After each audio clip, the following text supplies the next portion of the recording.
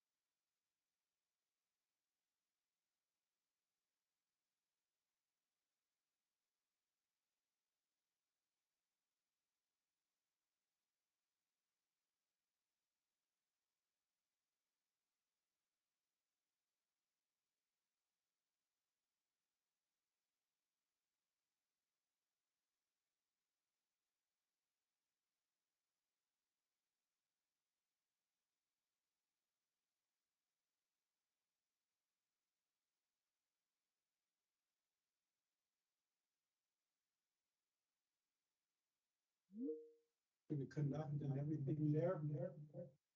So what's going to happen in the blessing of this time, all of that. I'm going to start off. With one of my traditional medicines, a rattle.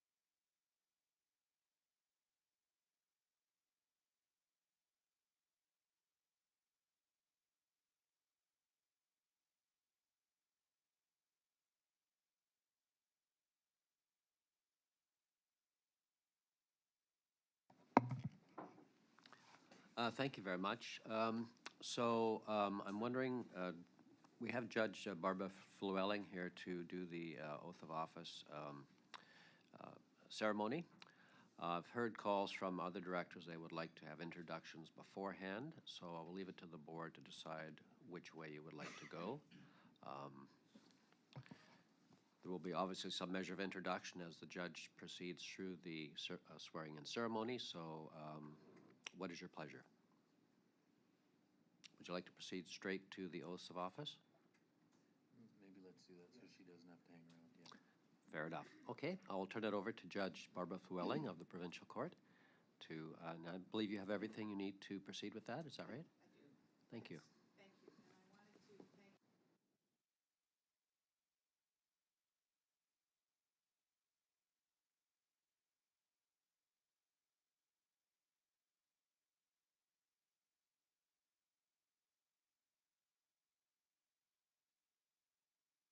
And I wanted to thank the size of this district.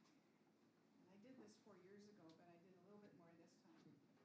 And first of all, you all know it's a federation of 5 municipalities with 4 electoral areas, and it covers about 22,000 square kilometers of land.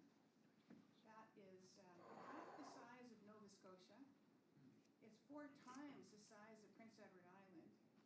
It's the size of Belize. It's a little bigger than the state of Israel. And it is 20 times the size of Hong Kong. Although Hong Kong has 7.4 million people in it. So fortunately, the population has grown in this district. The last census in 2021, 48,000 people, whereas previously it was 44,000. So this is a growing area. And what I wanted to say when I thought about the importance of today is you are entrusted with the stewardship of some of the most beautiful, pristine land and ecosystems, I think, in the world. And last Friday, I drove to Gold River early in the morning for a court sitting there, and it was difficult to describe such beauty. The fall colors, I was touched by the lakes and the mountains and the splendor of this place that we all call home. And we are very privileged and fortunate to call this place home. And I am grateful to work and live here as well.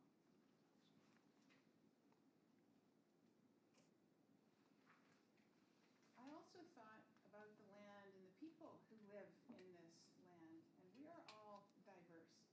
The land is diverse. But there are a number of common issues throughout the district, as elsewhere in the country are also facing. And I took a look at some of the issues that were raised during the election time and also just generally speaking. And these are common among all of the districts and municipalities. Transportation. So this particularly I can relate to going to Gold River and places like that. Roadways. There's long drives to get groceries. There's long drives to get anything and shopping. To go to hospitals, to go to a bank.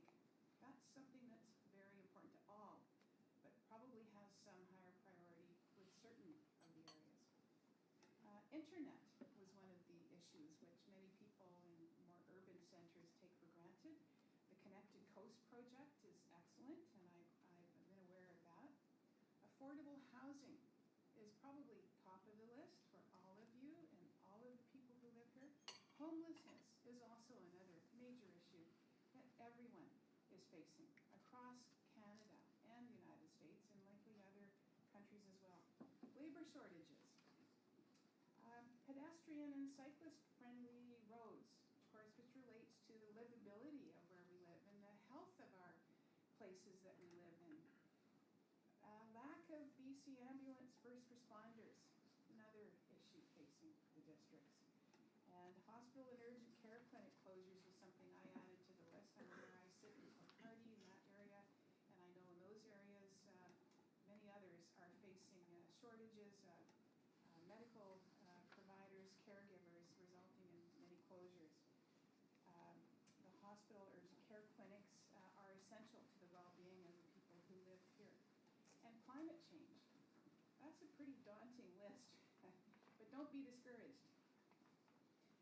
What I wanted to say was I was struck by the many common goals that you are all facing and shared by your districts, even though they each have their own unique needs and priorities. There are many challenges that such a large and diverse area presents, and it will require leadership and teamwork and collaboration to work together for the good of the land and the communities and the people who live in your areas, who live in this land. And I was happy to see there are many new faces with new ideas this year, and that's encouraging, of all ages. And I was just speaking recently, one of the youngest in Canada, 18-year-old Cohen Gilkin, was elected to council in Sayward. That is amazing, and that speaks to the promise of the young people coming up, but of all of you who have stood forward for election to be leaders in your communities. And importantly, First Nations are represented on the Strathcona Regional District Board. Kevin Jules, I'm not sure who he is, but I will meet him representing the KCFN, the Cayucet, and I'm not sure I'll pronounce it properly, the Shakisat Nations. This is progress along the path to reconciliation, and that is a very important goal for all of us. The people have elected you as leaders and decision makers because they believe in your ability to work together and make difficult decisions for the betterment of all who live here. And I wanted to thank you again for doing what you do. This is very important work. This is an exciting day, and it's a new beginning for all of us. Now, I'm going to turn to the most important part of why I'm here, which is the swearing in of the officials. And what I will do is I'll call each of you, it's alphabetical, and I'll call each of you to come forward. And the oaths of office for the district also have an oath of allegiance to King Charles III. And so if you wish me to also lead you through that, if you could let me know when you come up, and then I don't have to ask each and every one of you as well. Sorry, you said that was optional? Yes, it's optional. Yes. Sorry. That's all right. All right, thank you. And now I would like to invite Mark Baker, Mayor of the Village of Sayward, to come forward. The 18-year-old. This is the 18-year-old. To be some politics, you'll like this. Now, I'm told that you need to stand over here on the X.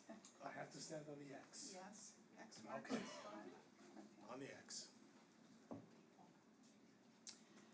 Do you solemnly affirm that you are qualified to hold the office of Director for the Strathcona Regional District to which you have been appointed, that you will abide by all rules related to conflicts of interest under the Local Government Act, that you will carry out your duties with integrity, that you will be accountable for the decisions that you make and the actions that you take in the course of your duties, that you will be respectful of others, that you will demonstrate leadership and collaboration, and that you will perform the duties of your office in accordance with the law.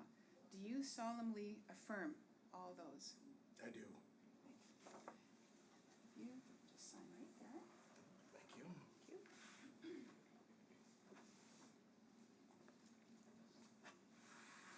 And I will sign. And do you wish to take the oath of allegiance? Please. Right?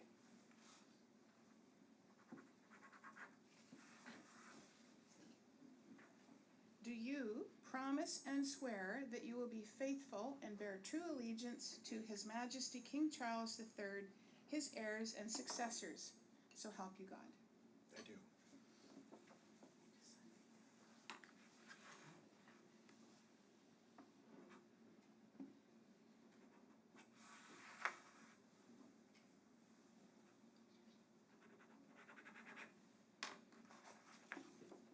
Congratulations. Thank you very much.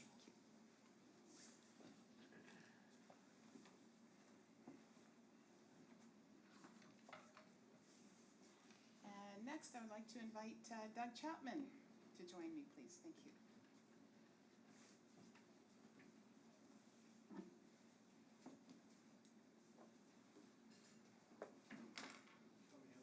Yes, I've been told that's where everybody has to stand for the cameras. Okay. Oh, right.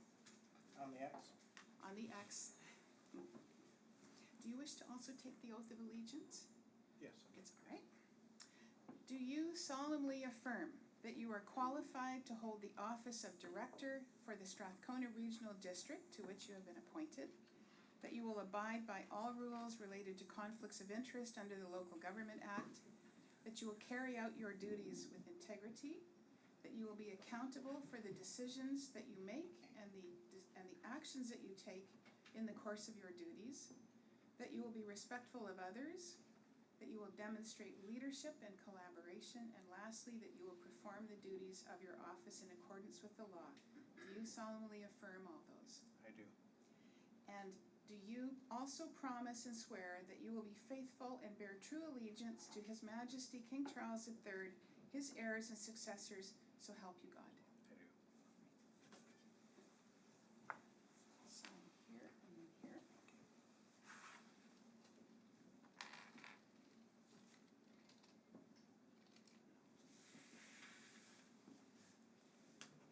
Sounded pretty efficient this time. Thank you, Your Honor. Congratulations. Thank you.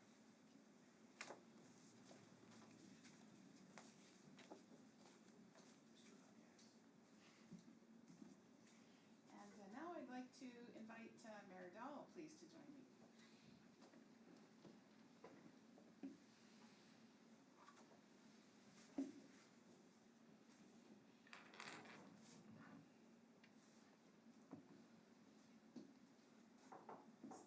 X. X marks the spot. Do you wish to take the oath of allegiance to the King as well? No. Do you solemnly affirm that you are qualified to hold the office of Director for the Strathcona Regional District to which you have been appointed? That you will abide by all rules related to conflicts of interest under the Local Government Act? That you will carry out your duties with integrity? That you will be accountable for the decisions that you make and the actions that you take in the course of your duties? That you will be respectful of others? That you will demonstrate leadership and collaboration? And lastly, that you will perform the duties of your office in accordance with the law? Do you solemnly affirm those things? I do. Sign here.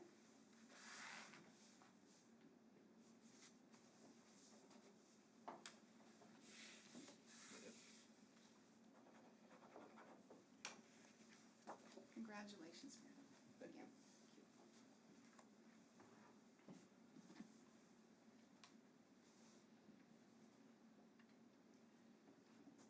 Now I would like to invite Martin Davis, the Mayor of Tassis, I was reading, to join me. Thank you.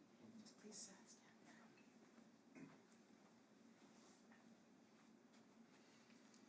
Do you solemnly affirm that you are qualified to hold the office of Director for the Strathcona Regional District to which you have been appointed? That you will abide by all rules related to conflicts of interest under the Local Government Act?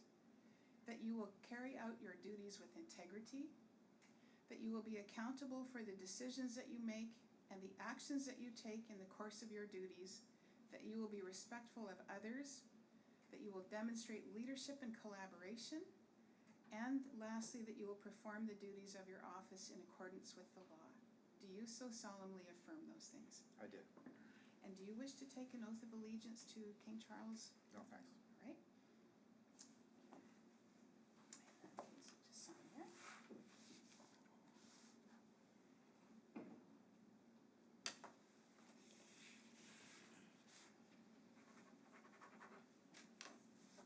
Congratulations. Thank you.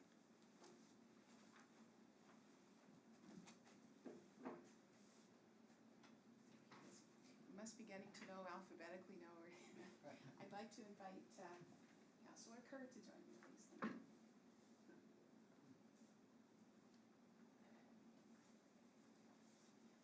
Do you wish to take the oath of allegiance to the King? I do. All right. Do you solemnly affirm that you are qualified to hold the office of Director for the Strathcona Regional District to which you have been appointed, that you will abide by all rules related to conflicts of interest under the Local Government Act, that you will carry out your duties with integrity, that you will be accountable for the decisions that you make and the actions that you take in the course of your duties, that you will be respectful of others, that you will demonstrate leadership and collaboration, and that you will perform the duties of your office in accordance with the law. Do you so solemnly affirm those things? I do. And do you also promise and swear that you will be faithful and bear true allegiance to His Majesty King Charles III, his heirs and successors, so help you God? I do. Just sign here and here.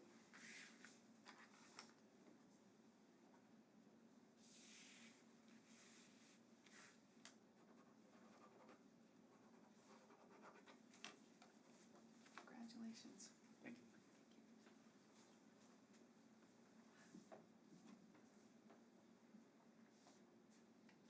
I would like now to invite Councillor Lanyon to join me, please.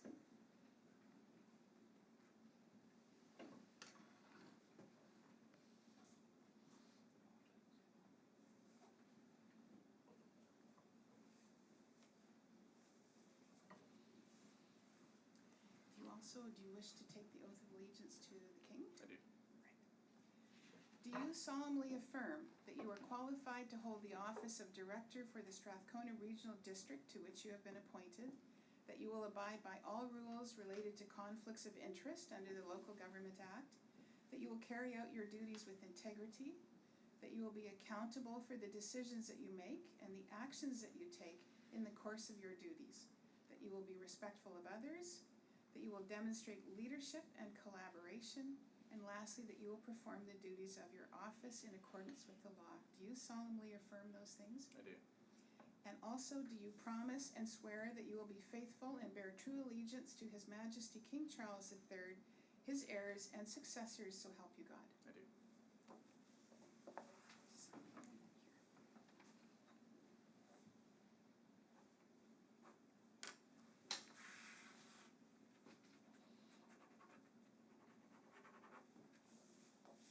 Congratulations. Thank you.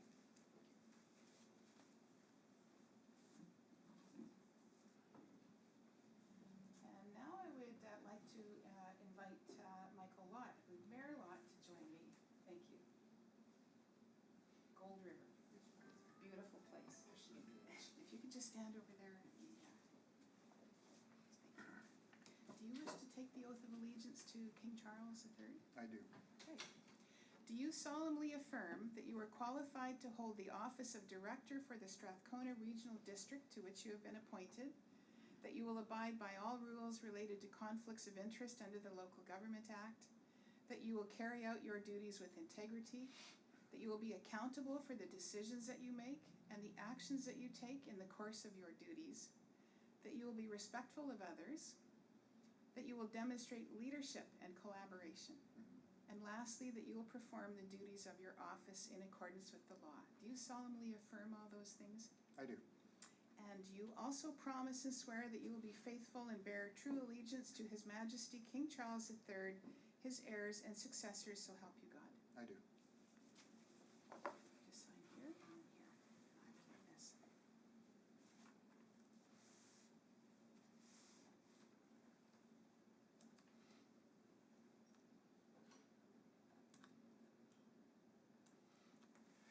Thank you, Madam Justice.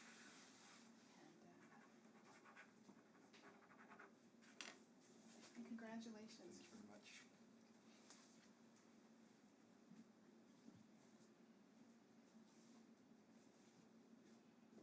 And I would like to invite Robin Mawhinney to please join me. Mayor Mawhinney, I believe, correct? No, No? not mayor. All right. I mean, One day. unofficial. One day. Do you wish to take the oath of allegiance to the King? No, thank you. Right.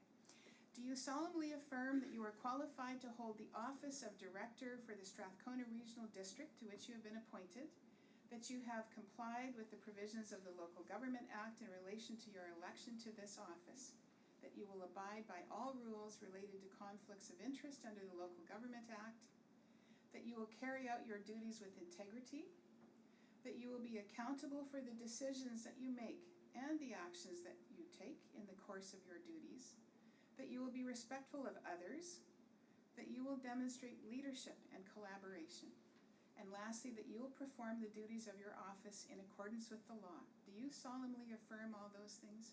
I do. Just sign right there.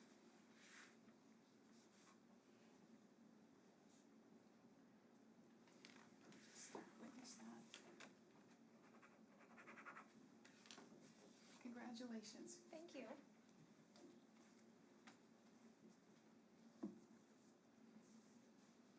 And now I would like to invite to join me John Rice.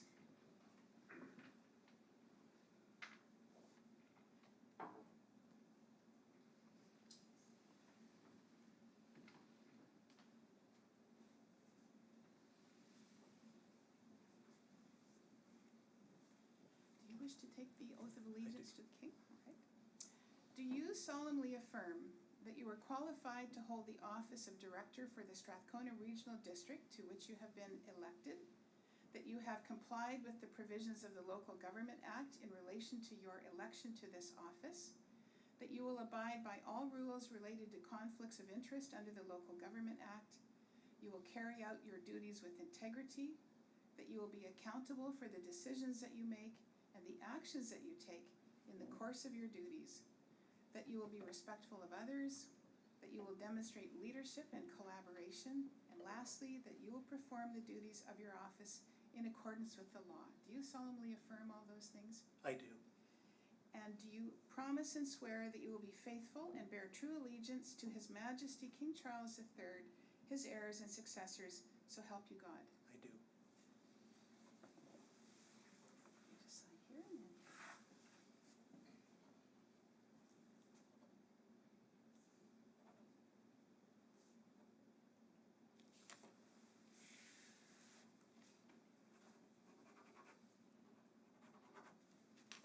Congratulations. Thank you.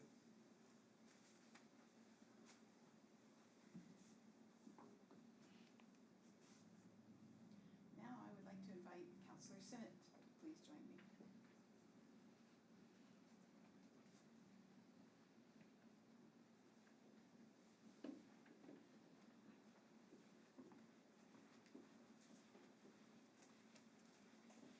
Do you wish to take the oath of allegiance to the king? Sure.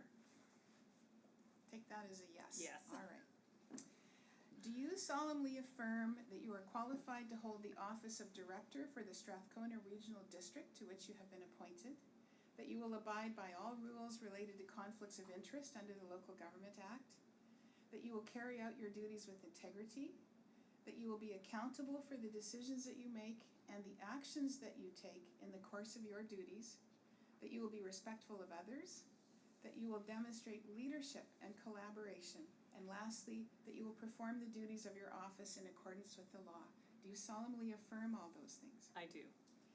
And do you also promise and swear that you will be faithful and bear true allegiance to His Majesty King Charles III, his heirs and successors, so help you God? I do. Sign here, go back here.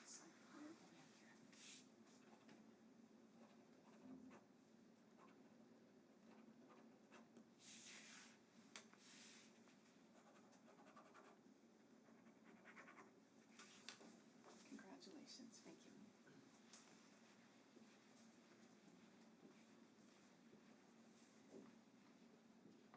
And now I would like to invite to join me Gerald Wally.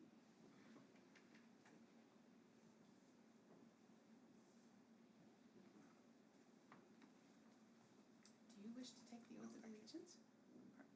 No. Do you solemnly affirm that you are qualified to hold the office of Director for the Strathcona Regional District to which you have been elected? That you have complied with the provisions of the Local Government Act in relation to your election to this office? That you will abide by all rules related to conflicts of interest under the Local Government Act? That you will carry out your duties with integrity? That you will be accountable for the decisions that you make and the actions that you take in the course of your duties? That you will be respectful of others, and that you will demonstrate leadership and collaboration? And lastly, that you will perform the duties of your office in accordance with the law. Do you solemnly affirm all those things? I do.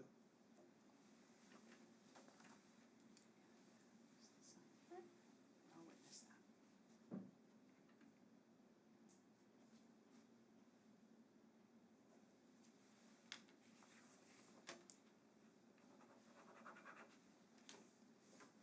Congratulations.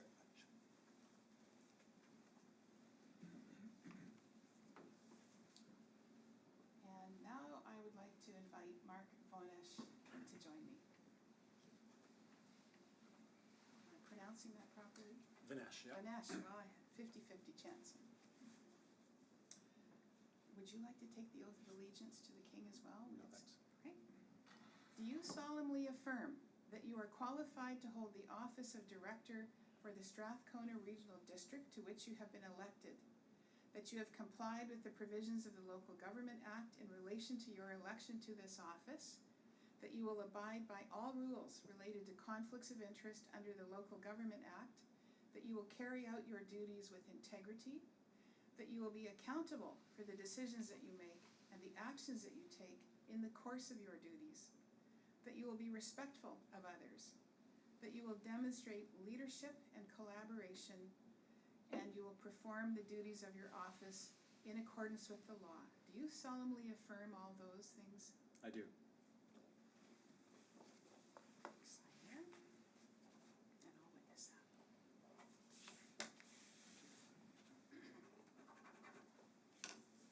Congratulations. Excellent, thank you.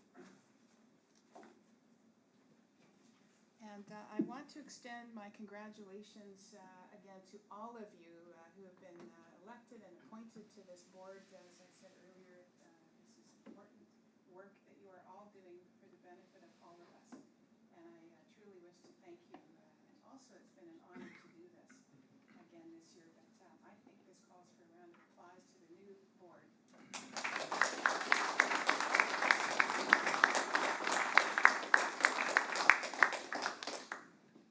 And I think my role is now concluded.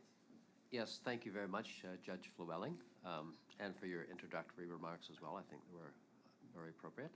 So we will be taking a short technical break while we rejig the cameras here, and thank you very much again for conducting the oath of office today. Appreciate it. My pleasure and my honor. Thank you. And I know you have work to do, or you have stuff to do. You have work to do, and I'll leave you to get to that work. Thank you very much, all of you.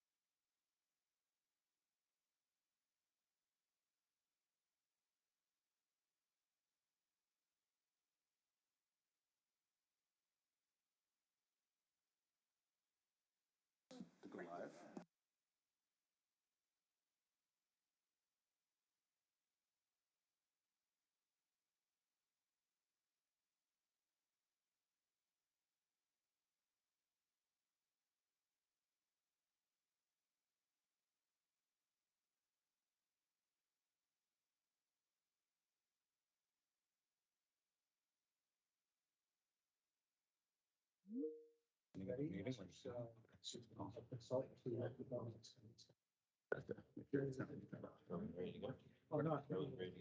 I think so. There's a place I want. If I work there.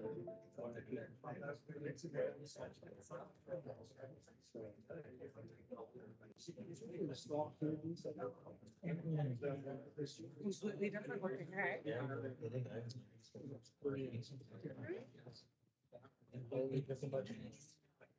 It's outside, it's just like so many new, yeah. Amazing. Yeah. Right. Interesting. Yeah.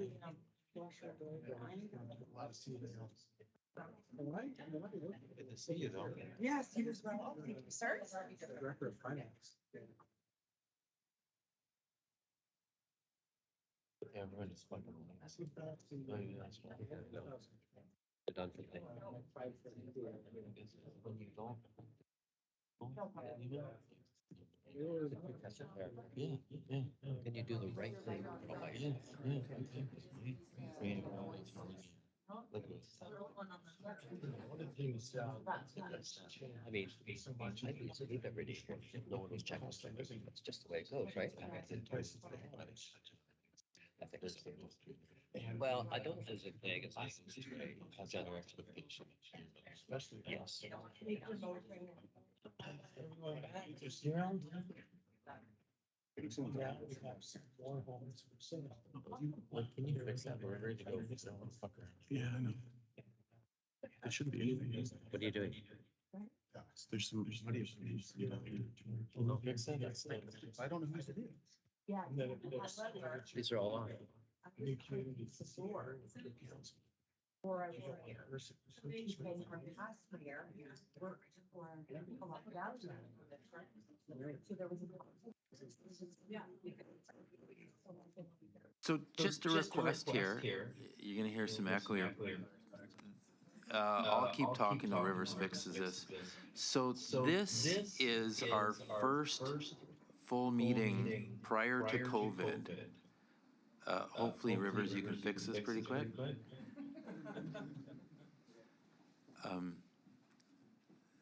Am I still echoing? No, okay, good.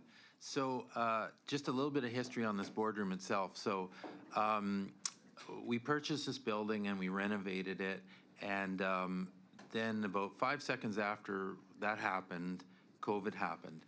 And we had, as part of the board's direction, to buy audiovisual equipment for this. But it was not ever intended for COVID. It was for meetings like this. COVID happened and we transferred into Teams. And so now we tried to take equipment that was really meant for, I mean, none of us heard of Teams before COVID happened. Equipment that was meant for a meeting to be conducted live. Now we're live streaming at the same time. And directors, through our procedures bylaw, can participate remotely to the meeting. So we're all here except Kevin. I don't know if Kevin's online or he just isn't here. But we, at the same time, we are live streaming this as we're here. So the mics, if you don't churn, we have it embedded into the system that only 2 of the mics can work at once. Red in this instance is good, you can speak. Green actually means you can't speak. So if you don't have the mic on, those listening online can't hear you. We can all hear you. It may seem awkward. So, but that's the way the system works. So, and it controls itself if 3 of us want to start talking at once. Only 2 will be heard through the audio system. So, try and train yourself, I guess, to turn on and off when you're speaking. We have some ability for the chair to, when we have one, to control a speaker's queue, and we'll get more into the technology there.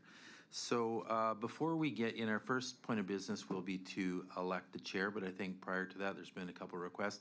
There's a number of people here I just met today, and I think there's probably some folks that everyone hasn't met. So maybe a quick round of introductions, who you are, where you're from, and then our next part of business will be electing a chair and a vice chair.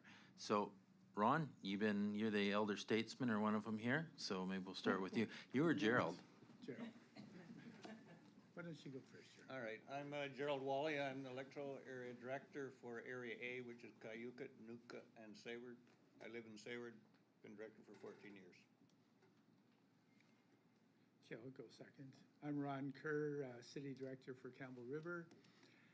I've been on the board for the last 11 years and really excited to see some new faces around the table and looking forward to a productive 4 years. Thank you.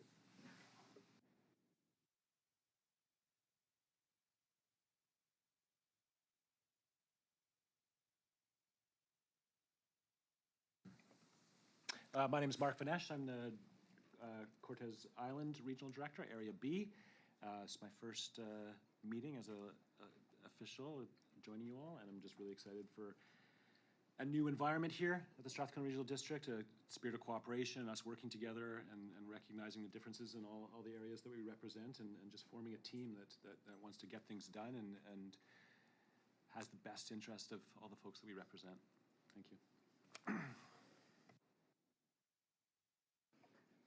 Hello, I'm Robin Mawini, and I am here representing Area C, also known as Quadra Island and the Discovery Islands, and the mainland inlets, except Cortez. And I am also new here and really excited to be able to work with a great team of folks to accomplish great things for all of our communities. Good afternoon, everyone. My name is Michael Lott. I'm the newly elected mayor in the village of Gold River, and I'm looking forward to the opportunity to working with everybody here to further the interests of our bosses, the electorate, and promoting and developing our region. Thank you very much. Hi, I'm Martin Davis. Second term as mayor for the village of Tassus, a beautiful place which I've lived in for 22 years. I also did one term on council. I'm really looking forward to working with the new team here and to meeting you all. Thanks. Hi, everyone. I'm Susan Sinnott, a local person, grew up in Campbell River all my life, now on city council and designated from the mayor to be on the SRD. So this used to be my office, and now the SRD has it. But I'm happily looking over the ocean now. Thanks. I'm Kermit Dull. I'm new mayor for the city of Campbell River. I did one term on council. And yeah, I'm looking forward to a more collaborative approach to what I've seen as an alternate here. So it should be a good 4 years. Hey everyone, Ben Lanyon, newly elected councillor for Campbell River, and I'm very excited to learn and be here with you guys. Thank you. I'm John Rice, and I'm the area director for D.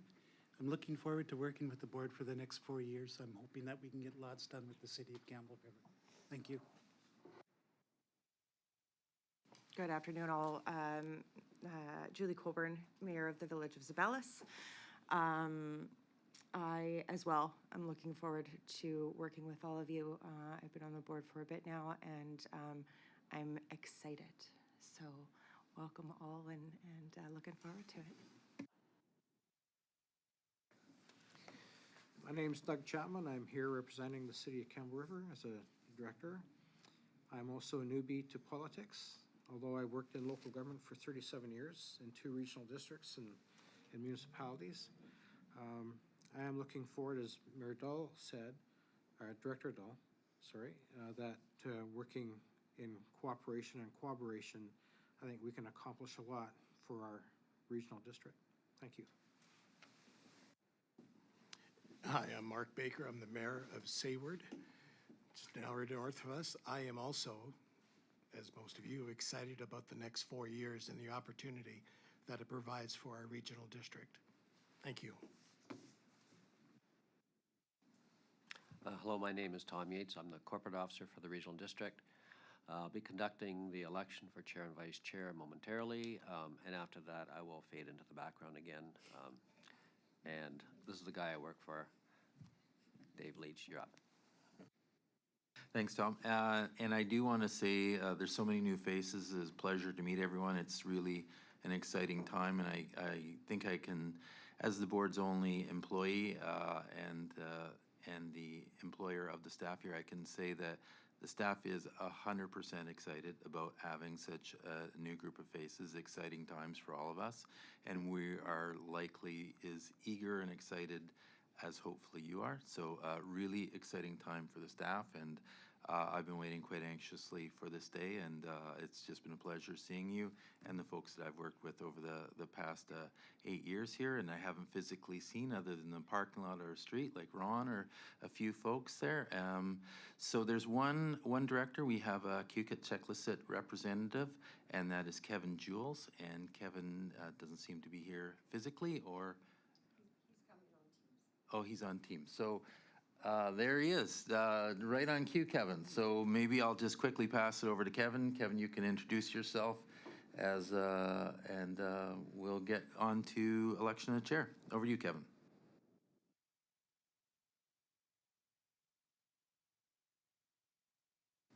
Having audio issues.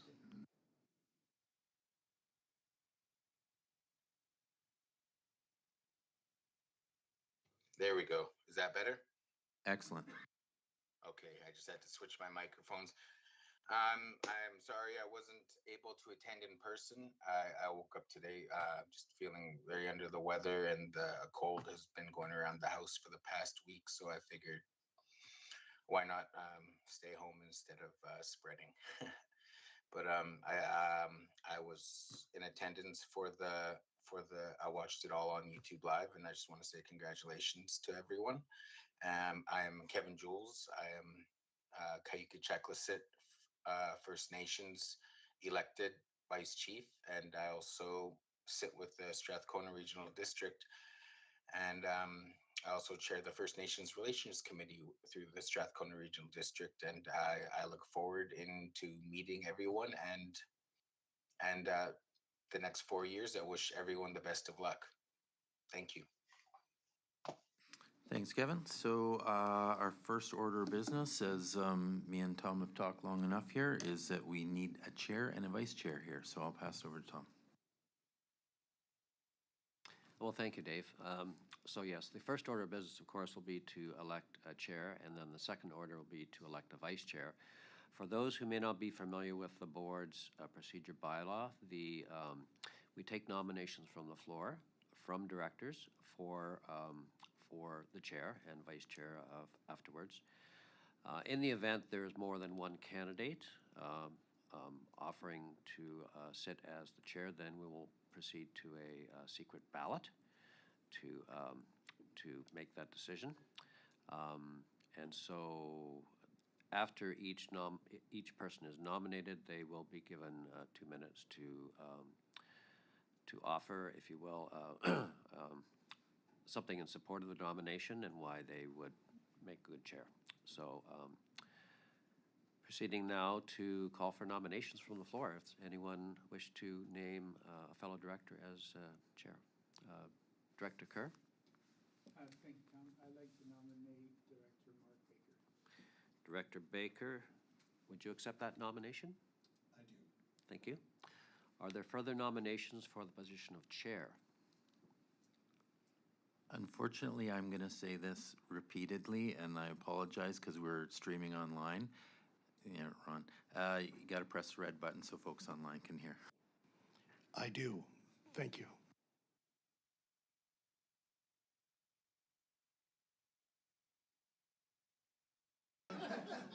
How's that, Dave? Good help is hard to find. Are there further nominations for the position of chair? For the third and last time, hearing none, I'm going to declare Director Baker elected as chair by acclamation.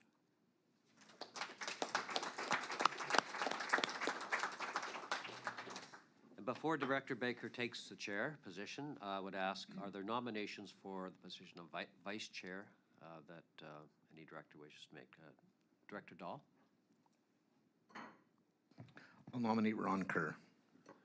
Thank you very much. Director Kerr, would you accept that nomination? I do. Thank you very much. Are there further nominations for the position of vice chair? for the third and last time. Any further nominations for vice chair? Hearing none, I will declare Director Kerr elected as vice chair for the regional board for the next year. Thank you very much. So while our chair takes his position up front, that's your cue to move. I'll just speak in terms, a bit of a unique agenda here. Of course, we have procedures bylaw. We have past practice that we operate here, and anything really is subject to change to the board. So what our role is here to continue on with the path and direction of the board, but wanting any changes in procedures or practices, happy to entertain those. So as it goes to the agenda, obviously we had to meet each other today. We did our swearing in. We had our a blessing here.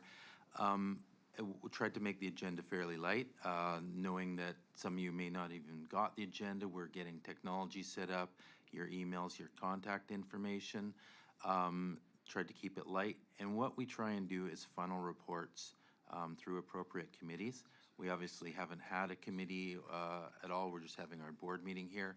And so there's a few things on here that may have gone to committee first, but they'll be of a timely manner. So we've included it on here. Not many items, but if you see kind of a process issue, this meeting will be a bit of an anomaly in terms of that. There'll be things that normally would go to a committee, but we're bringing them here. So, Chair, over to you. Well, it's definitely a better view than what I had over here. Please bear with me. I'm nervous. Thank you very much for the nomination. I will try very hard not to disappoint. And then I have to find where we are. There we go. Thank you.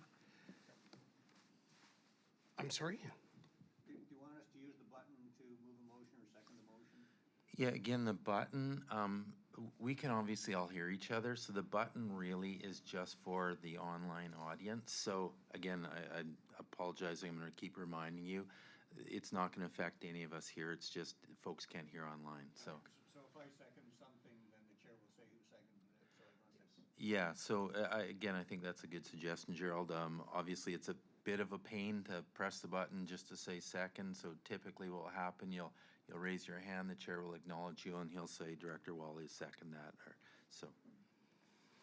And for some of you, when I mess up your name, please forgive me.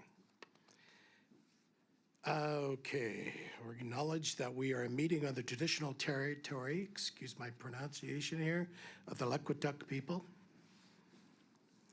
And the adoption of the public agenda. The agenda for October 26, 2022, regular meeting of the board be adopted as present. Second. Moved by Director Wally, second by Director Corcoran. I have to repeat that every time? Yes. Okay, thank you. Chair's report. I'm sorry? Oh, sorry, question on the motion? So, sorry to keep interrupting here. Again, this remote COVID thing is changing a little bit. So I don't know what you're doing at your local municipalities or cities, but because we were online, we were doing opposition motions. I would humbly suggest we return back to in favor motions. So a lack of acknowledgement, if you will, is a supporting motion. So the chair will ask for any support or who's opposed or in favor. If you don't put up your hand, you're in favor, and raise your hand on opposition. So I would suggest we go with positive supporting motions. Okay, so discussion? All in favor? Opposed? Seeing none? Carried. Does that work? No, he did it right. A little quick on the none. You got to wait for a hand, but that's okay. Do I have to really wait for a hand? No, there might have been one. Okay. Excuse me, Chair's report. Did I skip ahead? No, adoption, I did. I apologize. See, it's going well so far. You're looking at the minutes from last meeting. Okay, isn't that not, oh, this is not the agenda.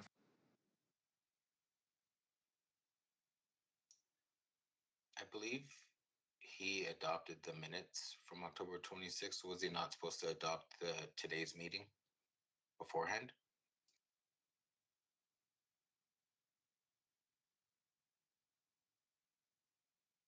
Sorry, could you repeat that, please, Director Jules?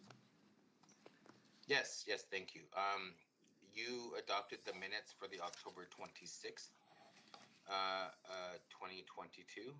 Were we supposed to adopt the agenda for today before you adopted those? You are correct. Thank you. I apologize. So, And you're doing amazing, by the way. oh, I appreciate that vote of confidence, thanks. This is not being recorded, correct? So we can erase that and go back. Okay, so we're gonna go to the adoption of public agenda. Why don't we go there? So We've moved. done that? Second. Number 9, we got the second. We did petition, we haven't done petition and delegations. There is none today. Okay, and adoption of minutes, we're there. Okay, we went discussion, we did all the in favor. No, you did that for that. We did that for that, we're gonna do that for this. Trust me, this will get worse. No, it'll get better. Sorry, Director Wally, you had a question? I would move that the minutes of the regular meeting of the regional board held October 26, 2022 be adopted. Discussion? All in favor? Opposed? Seeing none, carried. Business arising from meeting. I see none. Do we need a resolution on that? Yeah, okay. Public considerations. There is no considerations scheduled for the current meeting of the board. Chair's report. There is none at this point.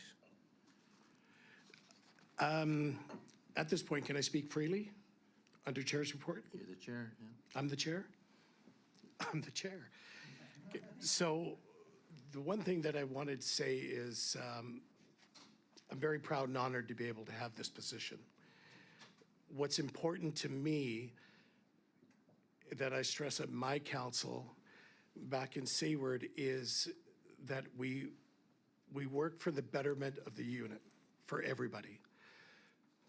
It's not us that are important, it's the job that we do. That's what's important. And I think it's also very important that we have the opportunity to discuss resolutions and things brought forward to us here.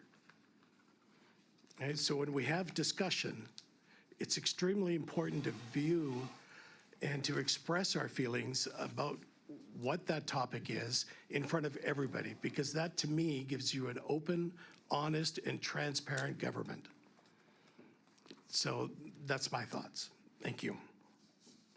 Do you want a motion for the chair's report? I was going to read that, just sure. Can I have a motion for the chair's report, please? So moved, Colburn. Second? Director Chapman, that was so close. Discussion. All in favor? Opposed? Carried. Okay, and that was the chair's. And I just have to find, okay, so we're on the temporary, sorry? Staff reports. Remembrance Day ceremony, the Campbell River Spirit Square. And we have a report from the CAO be received. Second. Thank you, Mr. Chair. So typically, we have had representation from the Strathcona Regional District at the Remembrance Day ceremony, and that has been the chair and/or the vice chair to represent the SRD. However, it's been our past practice that should either of those members not be available, that another director is appointed in their absence.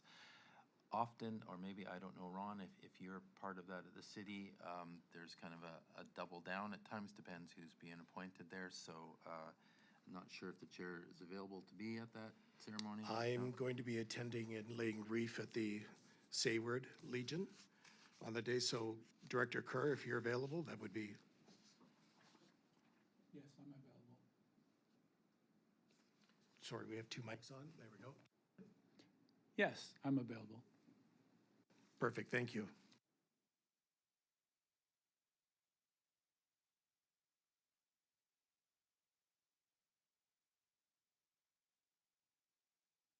Okay, so back to A.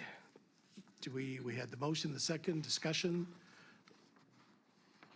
Director Colburn. Is there an alternate representative that wants to go in their stead? Or I know that it's well represented here in Campbell River. I was just wondering, for the sake of the motion, for the sake of the next motion, in order to make it,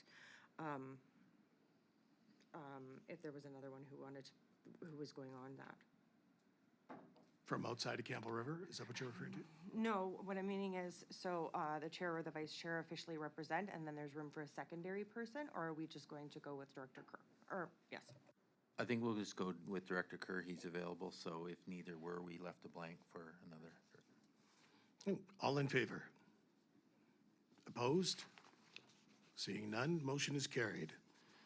And that the chair or the vice chair officially represents, that's weird he did, so the motion is that Director Kerr be authorized to represent the regional district at either the chair or vice, we can attend, so Director Kerr be authorized to attend. Do I have a motion, please? I'll make that or second it. Discussion. All in favor? Opposed? Hearing none, motion is carried. Temporary and extreme weather shelters, that the report from the Chief Administrator Officer be received. So moved, Colburn. Second, discussion. CAO? Thank you, Mr. Chair. Renee will speak to this for us. This is also, I guess, an opportunity as staff step to the podium to introduce them. That'll kill two birds with one stone many times. So we have Renee Laboucaine. She is our Manager of Strategic Initiatives. Good afternoon, directors and Chair Baker. The report before you today is a request from the Campbell River and District Coalition to End Homelessness. They had requested that the SRD participate in the operation of a temporary and extreme weather shelters in the event of cold weather. BC Housing historically provides financial support to organizations to operate temporary and extreme weather shelters from November to March. And as mentioned in the request, local nonprofit service providers no longer have adequate space for additional beds or the human resource capacities to operate temporary shelters. The coalition is seeking a longer-term sustainable approach and has requested that the SRD manage and coordinate contracts with BC Housing and work with the community to deliver services. We've had some initial discussions and basically want to get some direction from the board as to our next steps and if we further research the request and provide a report. Thank you. CAO? So if I can give a little history and maybe get some input from Director Dahl and Kerr on this. Last year, as we understood it, so I can be wrong, correct me if I am, there was a plan for the winter shelters that the city had organized. And I'm not trying to throw anyone under the bus here, just trying to figure out how we work together on this. Is that, as we understood, there was some tents and heating shelters that were going to be in place for extreme weather conditions. As we understood it, those didn't come to fruition. Those didn't happen. Then we had the extreme weather issue that happened last year at the -20 below. And it came quickly. So we opened the community center with a blessing of the city, and we housed folks in that as a temporary shelter. Again, as we understood it, there was going to be an arrangement with one of the churches to provide the shelter moving forward. As we understand it, again, that deal fell through, and there isn't the ability to do that. We either today or yesterday held extreme weather shelter in the community center, and so we're kind of looking for direction. We're happy to coordinate it, but we don't want to duplicate services if there's a plan that the city has engaged. But we've been contacted by the coalition to look at championing this and want to see what is happening at the city, because we're not certain about that, if I have that correct, Renee. That's correct. There's no service provider delivering the extreme shelter at the moment. And there is a bit of a difference between, how I understand it, last night is an emergency event. And if we had an extreme weather shelter in place, we may have not needed to do the emergency shelter that was provided at the community center. Sorry, Director Wally? Yeah, I have a question, Renee. You had mentioned that currently the city, the volunteers don't have the staff to man these sites. Where would we draw staff from if we were to participate more heavily in this? The service providers do have staff. They would be pulled from a number of different organizations to provide overnight supervision at the shelter. And as well, we rely on volunteers through the emergency management program. And so it would be a coordination of volunteers and existing staff. Right, but you had just said that there wasn't adequate supply of human resources to do this. I just wonder where the additional is coming from. Right, so no one organization has the staff to provide the coverage for 16 hours overnight. So, but to work on a community effort to pool our resources together, we think that we could provide something under that model. And so what we're looking to do is find out if the board would like us to pursue this further and investigate some of those options to be able to provide a staffed facility. Okay, and just one more question, if I may, Mr. Chair. What would be the advantage of the regional district doing the coordination rather than, say, the city and the homeless coalition? And I believe the SRD is already involved to some extent. What would be the advantage of the SRD doing it entirely on its own? Well, I think one of the things the SRD is, it doesn't provide limited boundaries in the city. The city provides services solely within the boundaries. So, it's a regional service, not literally a service, if you will. And often there is funding opportunities that are available to the regional district that may not be available solely to the city. And the regional district also is a participant in the community health service, and this seems to be a service that fits underneath that umbrella. Having said that, we're not interested in duplicating services, and so either one or the other from the city or the regional district should be the one taking the lead on this. Go ahead, Dr. Vanish. Just a question, looking at the letter from Stephanie Hendrickson from the coalition, she's asking us to become the operator for the BC Housing contract. So I'm just wondering if you can provide clarification. Is there revenue from the government that's going to pay for this, or is this sort of an expectation that we'll cover the cost to do that? BC Housing does have resources and will fund the operation of an extreme weather shelter from November to March. So there is a budget from BC Housing to be able to accommodate the service. Director Kerr. Thank you, Chair. And just follow up on that. So there is a budget for the operations, or a budget for actually an opportunity to rent a facility or to pay for a facility? See, we on the city, we were approached. I thought that the community actually was moving ahead on finding a facility and staffing it up to the time that we were approached. But it sort of feels like there's a bunch of parties that aren't talking to one another. So I'm certainly in favor of everybody getting together in the same room and figuring out what's going to happen before it really gets cold. So going back to my question, is there funding for a facility? This is ongoing funding that BC Housing offers to communities to provide the temporary shelters. And I don't have the details from the BC Housing, but it is my understanding that there is resources for the facility and staffing.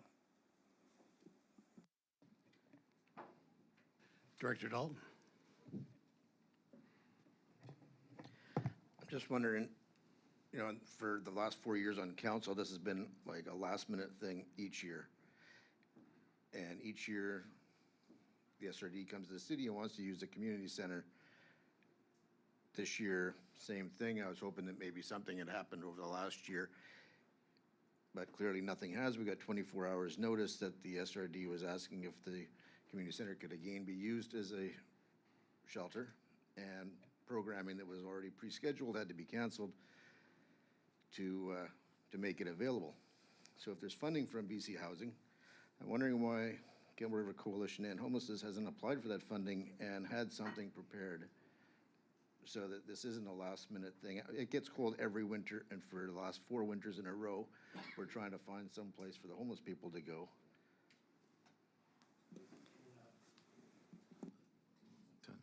No, leave yours up. So if I can answer, Director Dahl. So regional districts operate under services, and we do not have a service. So it isn't actually the regional district coming to the city. We don't operate that service. The board has, that it is not a service under the regional district umbrella.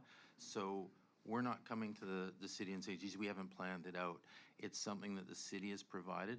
What we're saying here is we're happy to champion that and take this on under the community health, get in an agreement, a contract with the network and partners to provide this service. But I think as we're discussing here, there needs to be some communication and decision made of who's going to do this. It's hot every summer and cold every winter, and yet it is a facility owned by the city, but the service is not being provided, or for one reason or the other.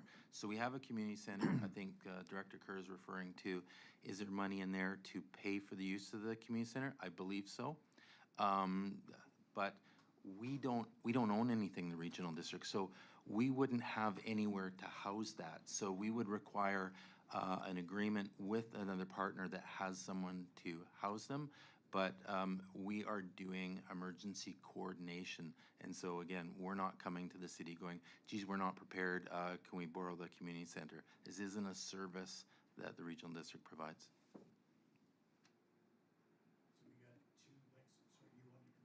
Yeah. I'm not saying it's the regional district's job to do this, but the Campbell River Coalition and Homelessness has members from the SRD and the city.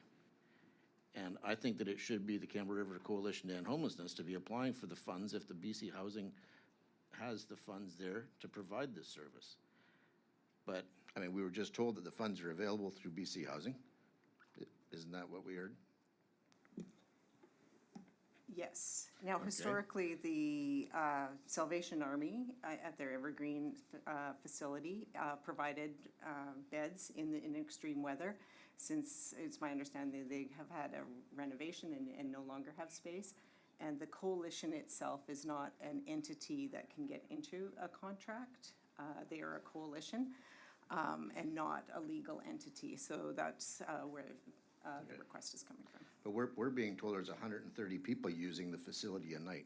There was never anything at Evergreen that could have been suitable for 130 people. These are the numbers that we're getting given to us by our staff.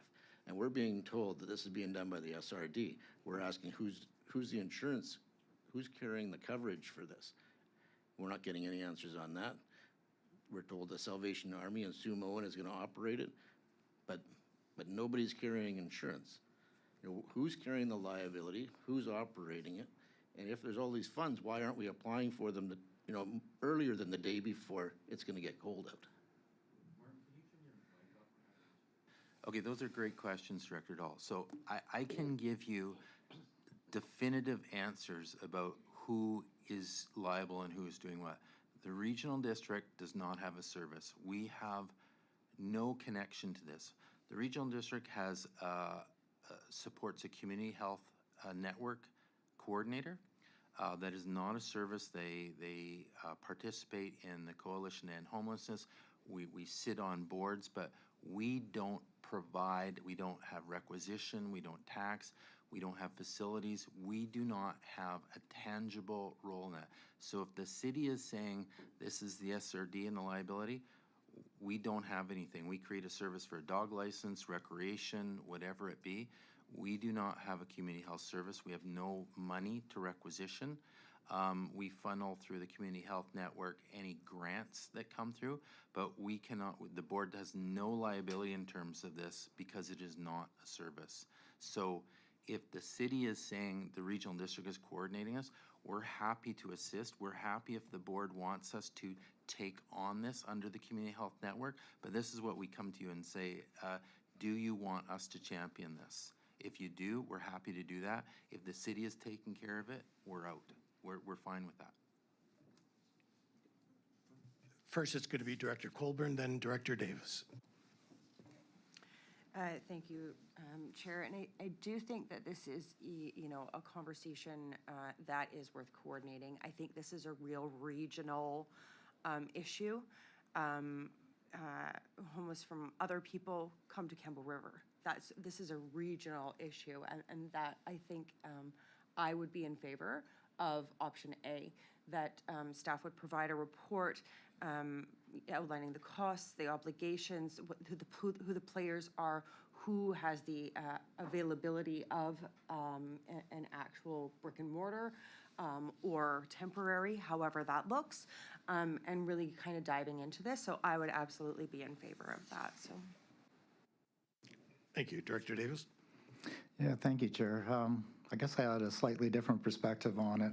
I feel like when there's issues in Campbell River, that largely Campbell River should take the lead on this, and we do the same thing in Tassus. We have availed ourselves of emergency services when we have had an emergency, like when we were without power for over a week this year. But I feel like this is a conversation that should be happening between the city of Campbell River and this coalition. Thanks. So if I can just add that, if you look at the recommendation, B is that the regional district has nothing to do with it. So we're just providing that option, and we provide that option to say we're out because we're not doing anything now. We're trying to help coordinate and put a finger in the dike where it's leaking. There seems to be some issues with coordinating the shelter over the winter and the summer, and things have fallen through. So we're saying, hey, look, we're happy to do it. We're happy to do it for a couple reasons. One, as Director Davis says, it may be in the city, but it gets cold in Area D and A and B and C as well. So if it's something that we're going to contract a service out for, then when we look to BC Housing or whoever is going to support the finances, we're going to look throughout the region because it just doesn't get cold in the city of Campbell River. If that's something the city wants us to take on because it's a regional service, we're happy to do that. If the city's confident that their staff has got this taken care of, we won't do anything. But we've been here to assist. So if we're looking like we're falling down because it's cold yesterday, again, I hate to repeat myself, but we don't have any authority to do anything. We are trying to help. And so we're saying, you want us to do it, we're happy to do it. If you don't, Campbell River take care of itself, and as Director Colburn says, if we want to look at regionally, because it gets cold in other areas, then we'll look at that too and we'll apply for funding. Director Kerr. Thank you, Chair. Yeah, I certainly support option B. I think just as an example, this last 24 hours has been confusing because basically the information we got was that the SRD was coming and making this request. I think that this is a Campbell River issue, and certainly if there is a need for facilities throughout the region, the SRD would be the correct organization to lead that. But in Campbell River, I think that this needs to go through the city, and any discussion needs to go from the coalition to the city, and it be clear, because I can see how this got muddled up. Director Chapman. Thank you, Chair. I think we're missing an opportunity here to work on something meaningful for the whole region. Director Davis said Tassus was out of power for a week, and other communities are going to be affected eventually. We need some kind of vehicle to assist each other when emergencies happen. And I think we should, and this is a little off topic, but I think we should look at establishing a service. Now, whether it's a regional service or sub-regional, that's to be determined, but I think we're missing an opportunity to better all of our communities, not just one or two. And with that said, Chair, Director Buells has his hand up and would like to address as well. Okay, first, we have Director Wally, and then we'll go to Director Jules. Yeah, I was going to say that I agree wholeheartedly with Director Kerr. When the power is out in Sayward, like it is in Tasses and other places, going to be out for a couple of days if it feels like it. People that are without power certainly aren't going to come to Campbell River to be put up in a tent. So we have other accommodations in Sayward, and we open up a community center or something like that. But I think primarily this is a Campbell River issue. And not only are these folks that are on the street from Campbell River, I mean, they come from Montreal, from Toronto, from Alberta. And I mean, we've got an enviable climate here on the coast. Who's going to sit in Calgary at 30 below when they can sit here at 5 below? So Director Dahl said that there was 130 people using the facility now. I think we can anticipate next year there'll be 230, and that number will just continue to increase. So when people come from Campbell River and move to Area A, they become my constituents, and that's my responsibility. If residents from Area A move to Campbell River, they become Campbell River constituents. That's their responsibility. So primarily, I think this is a Campbell River issue and should be resolved between Campbell River and whatever other volunteer societies they can join with. And Campbell River is well able also to apply for the same grants that we are. And that's the way I think it should be. Thank you. Director Jules. Yes, thank you. I just had a question. I believe the option is that we look into a further report being prepared. That's correct, right? If Yes. with Option that's A not is. us, yeah, that's not us putting it in stone or anything. No, So it is not. It's just a report from staff to bring back to the board. Would a lot of these questions be answered within this report if we went with option A? That Yes. way it would yeah. Yes, that they was would. That was just my question, because there's a lot of talk going around here right now, and I feel it'd be easier to have a full report on this and to get a little more understanding than to yeah. That's just my question. Thank you. Okay. Thank you, Director Jules. Director Colburn. I had one further question. So this does not preclude us, the SRD, from providing an emergency service through our emergency service. Well, it's not a service. Again, what Sean will have done, our emergency service coordinators, they'll have these groups reach out to him and say, hey, look, it's 25 below, what can you do? And knowing the area, Sean has, like last year, gone to the city and said, it's 25 below tomorrow. Can we use the community center? Trying to coordinate something because there isn't something there. So whether that's been a crutch that's been leaned on, but when he has these folks come to him, we're looking for solutions. What we're saying now is, look, we'd like to create something, maybe under the community health network. It can fit under that umbrella or not. So either look at providing the service or saying, hey, look, we're not interested in providing it. Can I just further to that? My question really was, barring anything else happening today about this, it's going to take a while to do this. Does that preclude us from providing an emergency shelter through our protective services coordinator? What I think we would do is we'd coordinate with city staff on facilities and that, because we don't have a facility, which we'd ad hoc done last year and this year what we're doing, but we're saying, as Director Dahl says, it gets cold every winter. Let's look at creating something, and I think the city has had a number of options in the past, and they've fallen through for one reason or other, and it's, November and it's cold here, so what are we gonna do now? Director Sinot, you had a question. Yeah, I mean, it comes back to this idea of whether we're doing A or B today, but if it comes out later that the city itself has a plan and they need to do more of a regional thing, we're not foreclosing that coming back to the board for reconsideration. Correct, absolutely, right? I mean, again, as Director All said, it's, mid-November and it's cold out there.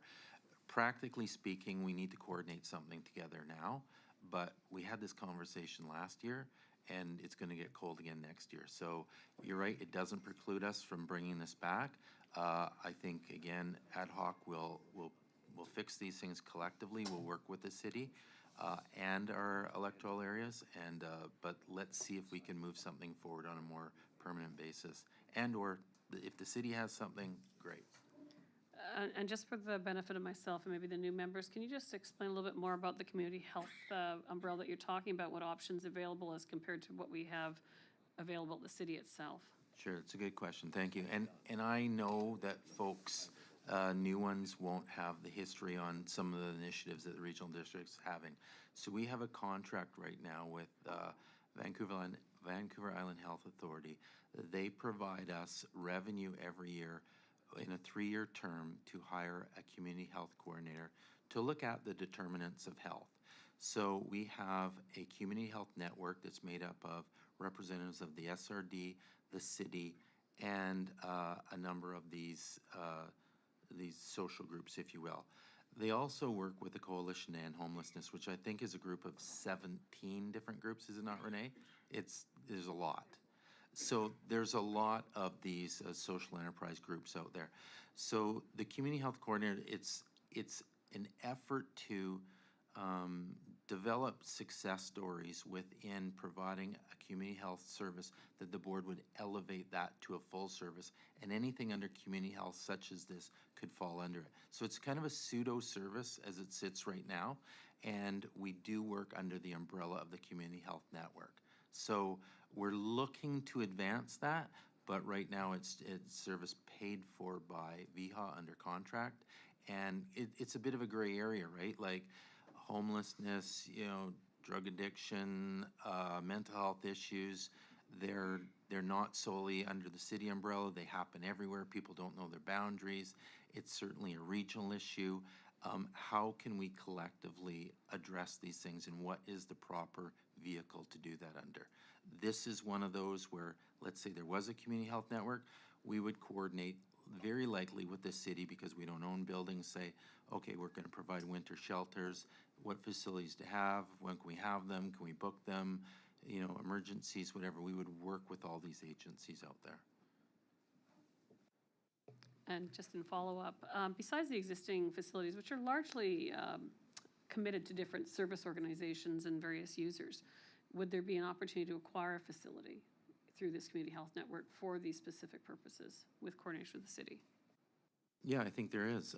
What those are, I don't know, but absolutely there's opportunity, and that's one of the things, if the board provides direction, that we will look for something. Like, I think the community center is limited, right? Like, you have programs in there, so it's not like you can book the 10th to the 12th because it's going to be cold. Who knows when it's going to be cold, right?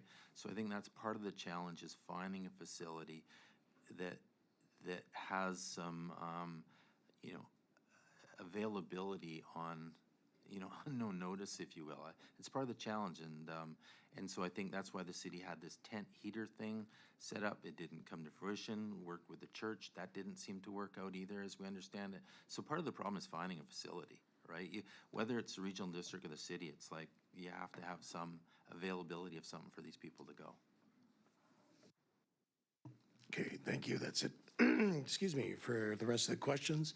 So we had the discussion. So all in favor? On receipt. On receipt. Yeah, just on receipt. All in favor? Sorry, opposed? Hearing none? Carried. Is there a motion for A or B? I'll make a subsequent that for the report be prepared outlining the obligations and costs associated with operating homeless shelters under contract with BC Housing. Do we have a second, please? I'll second. Thank you. Discussion? Go ahead, Director. Thank you. My question is two-part that could be added to the motion. In particular, what I'm curious about is if the staff has capacity, because it really talks in this letter and report to the potential for it being run from November till April, as well as the emergency extreme shelters. And I'm curious, I know that parts of our staff here at the Regional District are understaffed, and I'm curious if this report could include the capacity.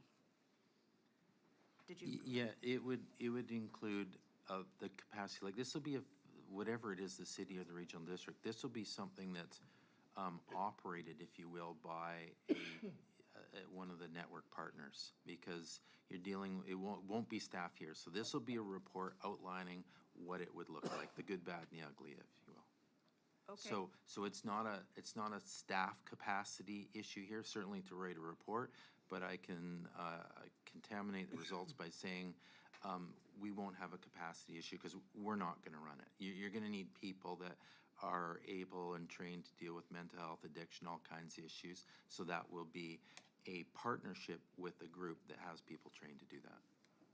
Thank you, Dave. And my second part of the question, of something that I'm curious if this report could speak to, is that it feels like there could be another layer of negotiation and communication that needs to happen on an ongoing basis between the City of Campbell River and the Regional District. And I'm curious if that is going to add a lot of extra time to our staff as well, rather than the City of Campbell River managing this. I think the simple answer is no. We are going to, the city and ourselves, because it's mid-November, we're going to find a way to deal with this right now. I think part of it is how are we going to plan for the future? We have no choice right now, but both the city and ourselves to deal with it, work with the partners, see who has resources to man these facilities. We just don't have any choice at this point. But I think moving forward, we do need to make a direction on what is that going to look like. What are options for the city, the region? I mean, I don't know what in Area D or A or B or C, what is this inspiring anything with you? Like last time I checked, when it's cold here, it's cold there. Is there a need for something? Is there a desire? Do you want to look at something yourselves? I don't know. Okay, thank you. That's all I was hoping to have included in the report. Thanks. Thank you. First is Director Wally, and then we'll go to Director Davies. Yeah, just a question for staff. If we were to assume the responsibility of coordinating this, would there be any liability fall on us? Or if not, who's going to assume the liability?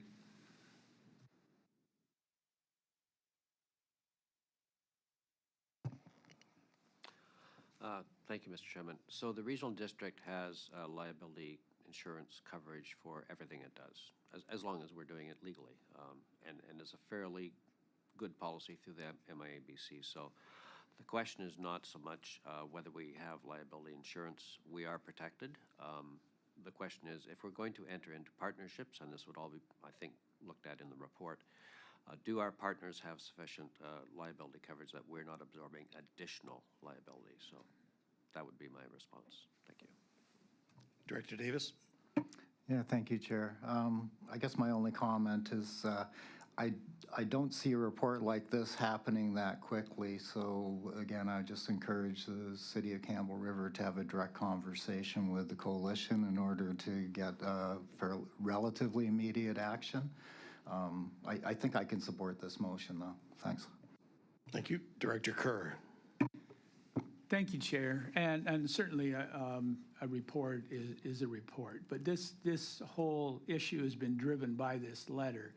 And I think it's been challenging enough for social services in Campbell River to have outside agencies, outside governments, whether it's provincial, federal, or federal-supported agencies making decisions and doing things in Campbell River in this field without it running through the city. And I see this as possibly another opportunity for like a parallel kind of process where it's almost like an end around. If a agency or something didn't like the answer they got from the city, they go to the regional district. And I would certainly advocate, especially on this particular issue right now, there's so many silos, it's so split up, that this issue in particular, and with this organization, that it be run through the city. So I won't be supporting option A. Okay, our vote is on option A, correct? All in favor, please.